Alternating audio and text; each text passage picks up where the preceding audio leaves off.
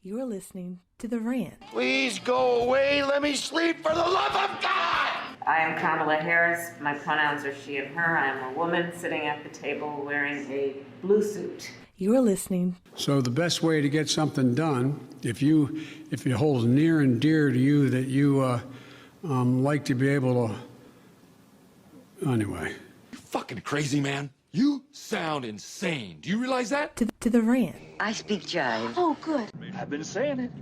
I've been saying it for 10 damn years. Ain't I been saying it, Miguel? Huh? I've been saying it. You're listening to The Rant with David King.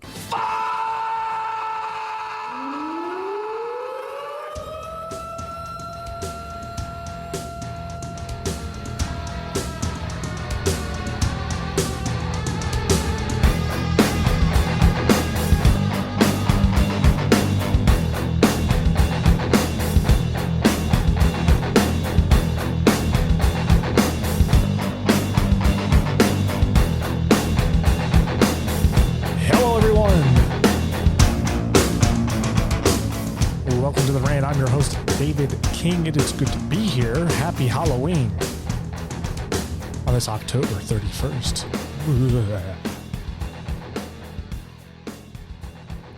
It has been a long time since my last post, and I apologize. But it's been a little crazy here in the King household. Floods in the house, additions are being put on, chaos ensuing. But I'm here now. There's a lot to talk about. And I will talk about a lot of things. Today we're going to be talking about primarily a show I just finished watching that I felt compelled to do a review on. If you're tuning in, we're going to be talking about The Terminal List. It is a show on Amazon Prime. It's been out for quite a while now. I'm a little bit behind on getting to see it and also reviewing it. In case you're interested in hearing about other reviews, I am going to be reviewing Top Gun here very shortly. Got to go see that in theaters. I'm also going to be reviewing Andor on Disney.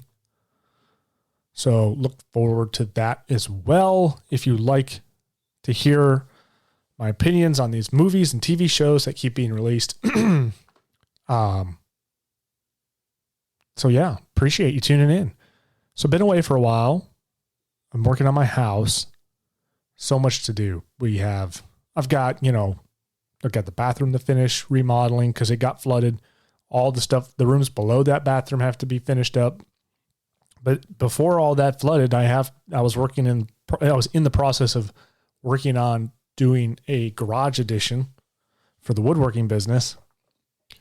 So yeah, it's a little bit busy and it gets to be very difficult to do podcasts. And there's so much to talk about. We could get into politics. It's, election season is just a few days away. Certainly going to be talking about that. Probably do another episode. More on the results, I think, than the buildup. I think we're all on the same page of what's going on right now in America in terms of how we think Democrats are going to do and how we think Republicans are going to do. I really don't believe Democrats think, I don't think the average Democrat thinks it's going to go well for them in November. I just think if you look at things statistically, when someone's been this bad, it tends to go better for the other side. But anyway, let's talk about The Terminal List. If you haven't seen it, it is on Amazon Prime. And I'm going to tell you something. Amazon is interesting because Amazon seems to have a good foothold on the action thriller genre. They have Reacher, which I watched and really, really loved. In fact, I might actually rewatch it and do a review again because I actually really enjoyed Reacher. I don't think it is. It's different than The Terminal List. I don't know if it's as good as The Terminal List, but certainly, it was very well done. But anyway, they have The Terminal List, they have Reacher, and they also have Jack. What is the other one they got out there? It's not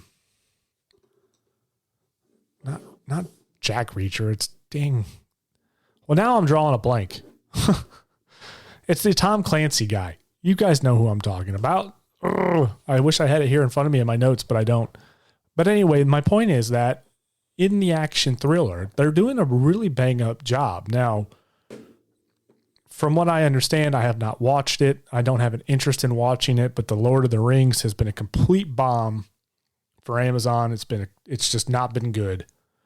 Apparently it's pissing off quite a few of the fans because it goes against some of the lore. It's kind of disrupted the things that Tolkien created. And this is a problem we see far too often. And I'm going to kind of touch on this with Terminal List.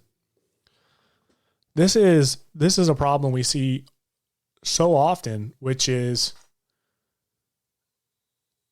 writers are too interested in taking an existing story. So this is how writing works. This is how it's supposed to work. If you are creating a new story in a new universe, you have free reign to do whatever you want. You can create any character you want. You can make them do whatever you want, blah, blah, blah, blah, blah, right? I mean, within reason, there's rules and there's kind of things you want to do. I'm not talking about the details. My point is that if you're creating a story from scratch, then you have the liberty of kind of doing what you want and making the story go any direction you want to. If you're adapting from an existing story or something that has existing canon, for instance, like Star Trek or Star Wars or Lord of the Rings, if you've been hired on as a writer to create a new story based in that universe, then the onus is on you to create the story that fits within that universe, fits within the canon, and in many ways pays respect to the creator of that existing story. George Lucas, Tolkien, whoever, right? If you don't do that, and here's the thing, you could say, well, they should be allowed to have an artistic license to make changes. You would think that, but the problem is, and especially with science fiction, is that the fan base gets very, very involved with that world. Like it or hate it, you can make fun of them, whatever you want to do. The thing is that like Tolkien fans, Lord of the Rings fans are very much invested in that universe. They like it. They've fallen in love with it for a reason.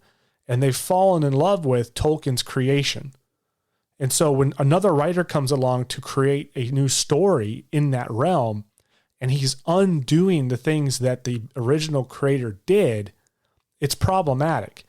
And instead of Amazon or Disney saying, hey, look, before we even make this, we need to look at this story and say, hey, look, there's some things that are wrong with it because it goes against existing plot, like it creates plot holes, or it goes against existing characters, or it actually hurts existing characters in the sense of like Kenobi, for instance. When you look at the series Kenobi,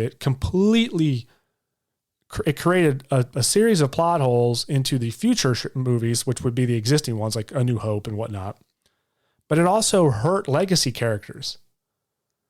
And it did no favors for Kenobi at all. And they could have written it differently. And you would think that Disney, Kathleen Kennedy and the producers would all sit down and go, we need to change this. But instead of doing that, more often than not, what they do is they just yell at the fans and say something ugly to the fans. It's call them racist, bigoted, hateful people because they don't like a certain character or they don't like the direction of the show. We see this a lot. And that is why it's so refreshing when you see a show come out where it actually pays homage to the existing canon, or it further grows the canon. In other words, it's expanding the universe. I went on a huge tangent there because Amazon seems to be screwing up quite a bit. Disney seems to be screwing up quite a bit in this realm. But the one thing that Amazon is doing well is in the action thriller genre. And one of those is The Terminal List. And I finished it finally. It was such a good show and I was enjoying it so much. I was trying to stretch it out for as long as I could. I think I could have binged this whole show in probably a couple of days. It's only 8 episodes. And realistically, I could have probably sat there and just watched 2 or 3 episodes a day. I could have watched it all in one day if I had the time, but I didn't. But the problem is there's just not a lot of good stuff out there right now. And so you try to have something to watch in the evening when it's time to relax. And so I was trying to stretch this out, but so The Terminal List stars Chris Pratt, and this was a hang up for me when this first came out. I actually was not interested in seeing it because of Chris Pratt, and I might have changed my opinion a little bit on him. It's not that I don't like him as an actor. It's just that, you know, when you think of a Navy SEAL, because, well, let me just put it this way. So The Terminal List is about a former Navy SEAL officer, which is actually, he's not really a former Navy SEAL. He kind of technically is. He's medically retired essentially, because his platoon was ambushed during a high stakes covert mission, and all of them were killed except for him. Well, all of them were killed except for him and one other guy. And then he later finds out his other platoon member kills himself, and he just kind of finds that fishy. And the reports that are coming back on the mission don't add up to what his report said. And so he starts to get this kind of feeling of there's something going on here. And he starts to investigate it. And he finds out there's this huge corruption in pharmaceuticals and things like that. And they were trying to cover it up. And so that's kind of where he goes into. That's where the story leads you to is Chris Pratt's character, James Reese. He is trying to uncover the truth and basically get back at the very people who committed this atrocity, because they tried to kill him. They successfully killed his friend, and then they tried to kill him, and they took out his family. And it's kind of like your typical, strong man loses his family and goes on a rampage kind of thing. But it is a little bit more sophisticated than that. It is that typical kind of cliche, like I'm going to go on a revenge tour and just start blowing holes in everybody because they killed my family and my friends, whatever. And that's fine. That's the thing. Like, you can do those movies. You can do those TV shows as long as it's original and it's well done. And I think The Terminal List really took it in a new direction. It was very, very cool because there's a little thriller to it. It wasn't just pure action. There was kind of like some suspense there. Who's involved? Where is this going? Why did this happen? And it kind of left you guessing along the way. The acting was well done. And that takes me back to my point about Chris Pratt. I was a little apprehensive about this because when I think of a Navy SEAL officer going on a rampage, I don't generally think that Chris Pratt fits that kind of that mold. Obviously, he's been in things like Jurassic World, Guardians of the Galaxy. He fits in very well, I think, in those roles. On Guardians of the Galaxy, he was certainly very good in that, and in Avengers and whatnot. He does well there. I just didn't think he would do well as something as serious as this. This is a very dark, serious show. Whereas Guardians is a little bit more upbeat, a little bit of humor to it. But surprisingly, he does a phenomenal job. And you could tell that he really wanted to, I guess you could say, do justice or pay homage to the operator in the show, because he, and you can also tell that the writer, this Terminal List is based on a book. It was a book written by Jack Carr. He's an actual former Navy SEAL, turned into a writer now. There's, I think, 4 books in the Terminal List series surrounding James Reese. So I'm hoping there's going to be a season 2. But anyway, you can tell that Jack Carr had a very strong hand in the production of this movie, because the movements of the SEAL team and James Reese's character, it all feels very accurate to just it. You as a military man myself, I'm a Marine. I was not a Navy SEAL, but I am a Marine. I do understand tactical. I do understand tactics. I did go to combat training, clearing rooms. So, jokingly, people will always tell you that the military will ruin military movies, because once you join the military and you start to watch movies, you go, yeah, that's not real. That's fake, or clearly they wouldn't do that. Or, I get to the point where I see a helicopter flying in a movie, and I can see the ordnance on that helicopter, and I can be like, oh, that's blue ordnance. It's inert, and it's shooting it, and blowing things. I was like, that's inert. It wouldn't do anything. So it kind of ruins it for you in some ways. But when you do find a movie like this, where everything feels very accurate and well thought out, and you could tell Chris Pratt actually probably did a little bit of training, and took the role very seriously, it makes the movie, or the TV show just a little bit better. And you can appreciate it. And it did. Like, the action scenes were crisp and engaging. It wasn't a Michael Bay film of just a bunch of explosions and stupidity. It was very engaging. You are as invested in Chris Pratt and where he was going in his movements. You were watching the whole scene through at kind of almost on the edge of your seat, like, what's going to happen? Because it was very, I guess you could say it was chaotic, but precise in a weird way. It's hard to explain, but it felt like you were watching, I'll put it this way.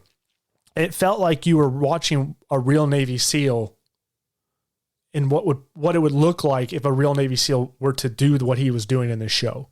So if you turned on the TV and turned on the news and saw what was happening on the streets, you would go, oh, that's how it felt. Very, very realistic. You could tell that they spent the time to get him to have those little details. And I appreciate that. I love the details in any movie about anything. I don't care if it's, a romance novel movie based off a romance novel, or if it's something based off of, war. I love the details, and when people can really hone in on that, and Terminal List does that. The acting, I think, in the very beginning was a little bit, maybe at times you go, but honestly, as the series progresses, you see that Chris Pratt really grows into this character, and it gets really good. It gets a lot better.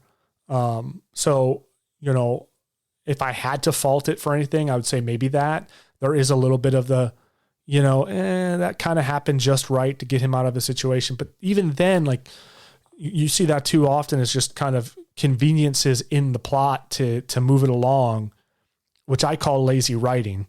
There's a proper word for it, but I just call it laziness, because you can't figure out a better way to get the character out of a situation or into a new one, or to get the story to move along. You don't have that in this. Everything's pretty well thought out. Everything's moving fluidly. It's believable. Maybe the end, not so much, but, or maybe so, depending on how you feel. I mean, that's a very subjective moment at the end of the show. I'm not going to give it away. But all in all, I just really absolutely loved this show. And I was so disappointed when it was over. All the characters, were just so well written. This was a great, and this kind of goes back to, I'm going to do a Top Gun review, and I'm going to say kind of similar things, which is, this is what I think, and I'm hoping that Hollywood will take a cue. We saw this with 1883. We saw this with Top Gun, Reacher, and now also with the Terminal List. And it's a very rare kind of situation. You don't see it very often in Hollywood. You tend to get this sort of political messaging in Hollywood more than you do an engaging story, something that you can kind of get lost in, where you're not thinking about the midterm elections. You're not thinking about inflation or gas shortages or the war in Ukraine. You're not thinking about the everyday problems that you may or may not have, your bills, whatever.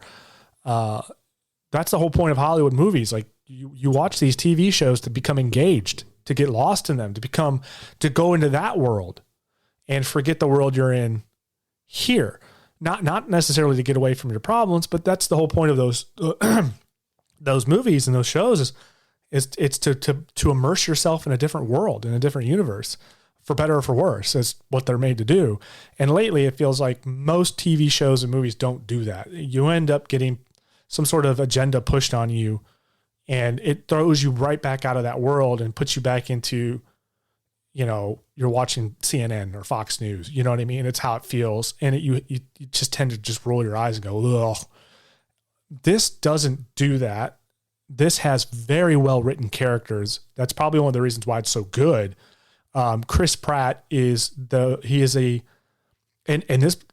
is crazy, but he represents traditional, man in a traditional man role. He has a nuclear family. The mom's at home taking care of their daughter. He's out working, but they have this strong nuclear family where the wife has her role that she's playing and he has his role that they're playing, and they come together as a team and is very supportive of that.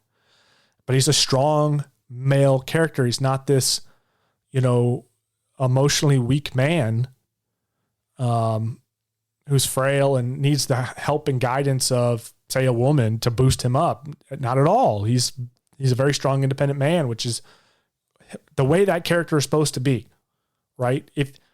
I'm going to go back to Kenobi as an example of this, which is when you watched Kenobi in the Clone Wars and the prequel movies was a strong, independent male character who was intelligent. He was strong with the Force.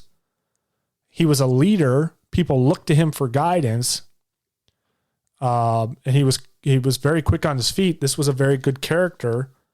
Then you go to Kenobi and they completely undo him. They make him this weak-minded fool who has to rely on the guidance of a 12-year-old girl who for some reason apparently was born with all the intellect and wit that she could ever possibly need. She can outwit full-grown adults and fully trained Jedi. It's absurd. And so you just kind of roll your eyes and go, okay, what are we doing here? And they've ruined that legacy character. Disney loves to attack legacy characters. We're seeing that now with The Little Mermaid. They changed the race to The Little Mermaid. Love it or hate it. I don't really I don't care, but to me, it's like, why, if you want inclusivity, if you're trying to reach a bigger demographic of people, why not create their own stories? So, and I'm going to get into that on probably another episode, but you oftentimes will see we see so many times in shows that male characters kind of get dumbed down. They kind of play the stupid role, or they're the weak role, and you have the strong, fierce woman who plays the role that's generally played by a man. Or they're trying to, let me put it this way. They're trying to write, they do this so much where they try to make women act like men in TV shows and movies. And it doesn't ever work because women are different than men. They're not the same. We're not the same people. We are different. We have our differences. We have our strengths and we have our weaknesses. When you put us together, we've become a very strong, cohesive unit. And so when you try to make somebody act like something they're not, it just doesn't really work. And we see that so often in TV shows, but not here. We have Chris Pratt. He's a strong, independent character. He's a strong male. He's beating the shit out of guys and fighting through the streets of whatever city they're in. And then you have like female characters such as Katie Baranek, who's played by Constance Wu. She's the reporter who's a strong, she is the kind of typical reporter, investigative reporter that you would expect to kind of find in real life. She's a smart woman, right? She has, they kind of clearly show that she's cunning and she can manipulate a little bit. She's at a poker table and she's got a great poker face. She has all this ability to, outsmart her opponent. And that's great. And she plays a very traditional, she's a believable female character in that she's not some going around beating the crap out of men 10 times her size. And she's smarter and obnoxiously smarter and better than everyone else and all the men have to rely on her. It's like, golly, it's so ridiculous and over the top. She complements James Reese's character. They play off each other very well. She has her moments of strength and she has her moments of weakness, just like Chris Pratt does with James Reese. He has his moments of strength and weakness as well. And it's very well balanced and done just right, where it's believable and it actually helps the character arc and help the characters grow in this moment. There's no, aside from the fact that Chris Pratt is a Navy SEAL and he's an excellent operator, there's really no characters here where they're just suddenly blessed with all the gifts and all the answers and there's no struggle. All these characters are struggling along through their journey in the story. They're all growing and moving along. And that's what you really want. It's really off-putting when you have a character. For instance, we go back to Star Wars because Star Wars is just a big culprit of this. It's a great example of kind of the Mary Sue, know-it-all, all-powerful character that doesn't really struggle with anything. And we see that in the new trilogy with Rey, Rey's character. She's certainly a Mary Sue. Everyone loves her. She doesn't struggle with anything. She becomes this all-powerful Jedi overnight. It just seems, and it's completely absurd. And you may say, well, what's the big deal? Who cares? Well, it's just boring. It's not interesting. The part of the thing that's engaging with characters and character design and character stories, you're watching them kind of grow. This woman goes from being a nobody on a desert, desolate planet, scrounging for parts to get food, to being this powerful, all-knowing Jedi who everyone loves. And she just has really very few obstacles to overcome, if any at all. She just seemingly figures it all out. It's not interesting. And you don't get that here. You have very well written characters who are all going through their own little puzzle, if you will. And so I really, really, really enjoy it. And of course, the female operators in this, they have Mac Wilson, who's played by Christina Vidal. She's a great character. She's a marshal, like an FBI or a marshal character. You have, I'm trying to find, they don't have it posted here, which is quite interesting, but Chris Pratt's main character has a female pilot here we go. Liz Riley, who's played by Tyner Rushing.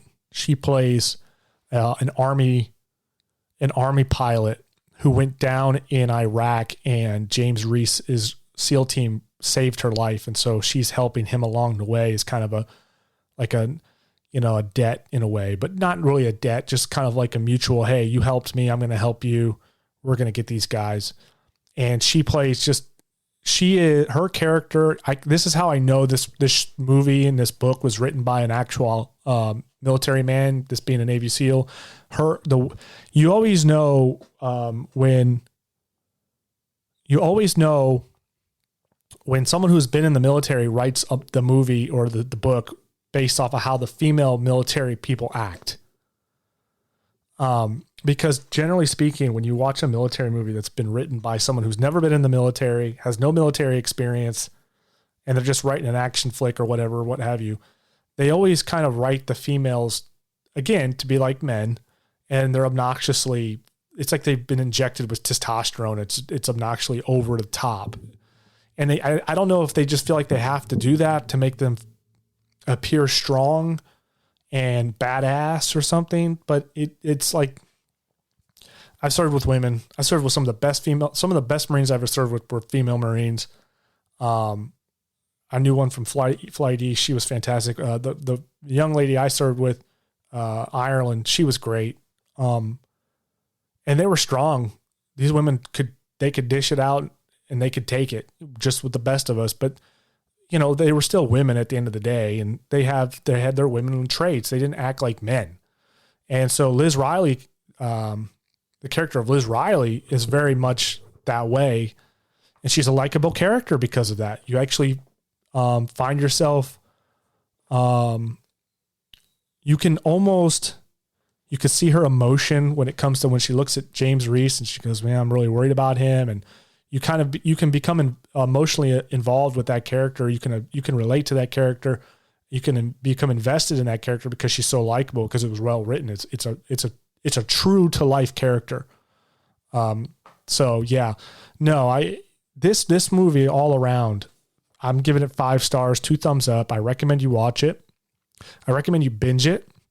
I have nothing bad to say about this movie at all, other than I wish it was longer. I wish there were more episodes. I almost want to pick up the book and read the book because the show is that good. He's got 4 books. I might pick up all of them. And so, yeah, this is the kind of stuff that we like to see. It's just refreshing. It's the best word I can put. It's refreshingly good to see an action movie where there's a strong male character who's actually a strong male lead character. He's smart. He's not stupid. He's not this goofball idiot who's just fumbling around and needs a woman to pick up the pieces behind him. There's no political message. There's nothing in here that's going to make you think, oh Lord, here we go again. We got to check the boxes here. And I think Jack Carr was very adamant about that, because he went on to Tucker Carlson and he pretty much said, like, look, this is not going to be a movie for the woke mob. This is a movie. It's an American movie. It's action. It's gritty. It's a thriller. You've got a strong lead male character. We've got the nuclear family in this show. We highlight that nuclear family. We believe in that. This is not we're not checking boxes. We don't care how many of this group we have or that group. We're not representing any group. This movie is simply about a Navy SEAL who goes off and investigates crimes against his family and his platoon. And that's what it's about. And it hones in on that. And that's so refreshing. Like, yes. And you get involved and you forget about all the nonsense going on. You can enjoy it. And so I highly recommend it. Even if you're not a huge action thriller fan, you may find that this is pretty good. Chris Pratt does a bang up job. I'm slowly becoming a Chris Pratt fan. I have my reasons. I'm like, he's all right at times, but after seeing this, I'm like, well, you really clearly stepped out of your comfort zone and you nailed it, and I could tell he cared and he really took the time to learn this character and do this character right, and to pay homage to the SEALs, because all of it was done just tremendously well. So on that note, ladies and gentlemen, I hope Jack Ryan, there it is, Prime Jack Ryan. So that's the third one. So you have, it popped up on the recommended thing here on IMBD. The Terminal List, Reacher, and Jack Ryan. These are fantastic shows. I have not actually watched Jack Ryan, so I don't know, but I've heard very good things about it. Clearly, it's been around for a good minute, so it must be very good. I'll have to check that one out. I may actually look into it. Again, another actor, I think. See, this is, I got to get past my. When I see these actors, I'm like, I don't know about this one. And so you kind of think, I'm gonna pass.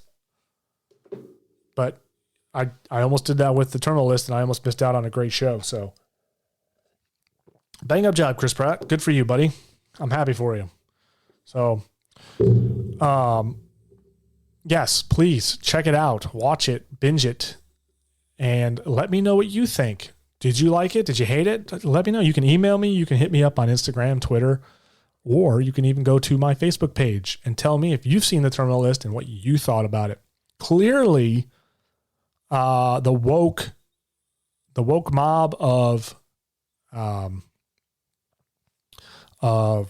movie critics on Rotten Tomatoes did not like it. It's got like 35% rotten on Rotten Tomatoes, but as always, the fan rating is 95%. So just goes to show you, yes, there is a serious bias in Hollywood film critique where they absolutely cannot stand or TV show or a movie such as this. This is just too much testosterone, too much America, too much American values or traditional conservative values, too much of that going on in this show. We can't like it. And let me tell you something, folks. It has all of that.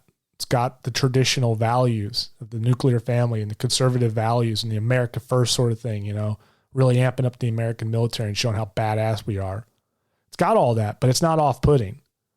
You know what I mean? It's done in such a way where you're not going to watch this, even if you're someone who's more liberal, even maybe a Democrat, fair enough. You're going to like this show too, because it's not off-putting. It's not done in a way where it makes him, you know, Chris Pratt's character is not this mansplaining, egotistical, you know, man.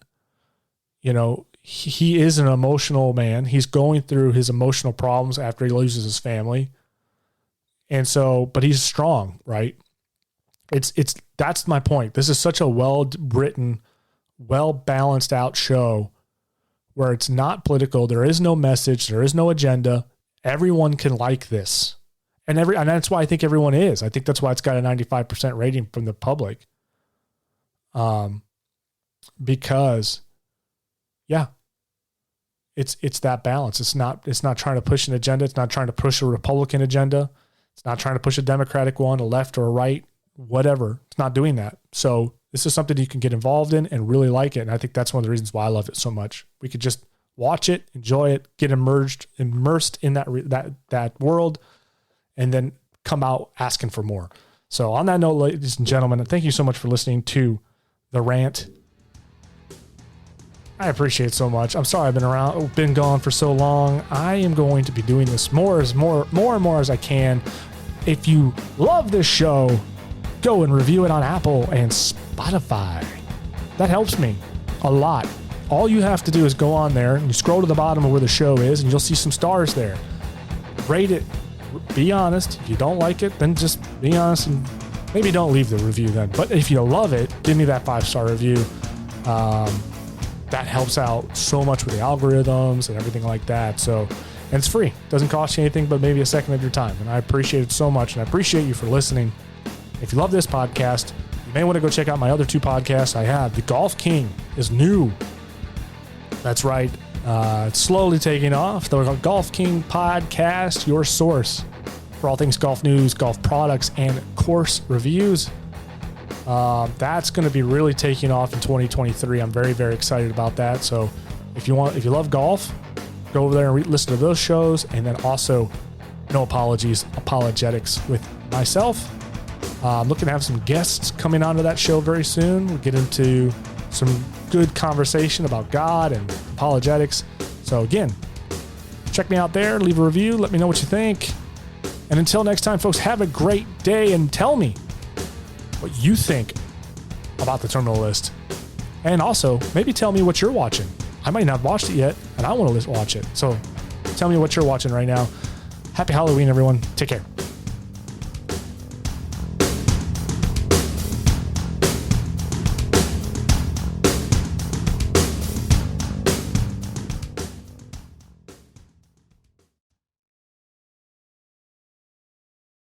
Emotional damage.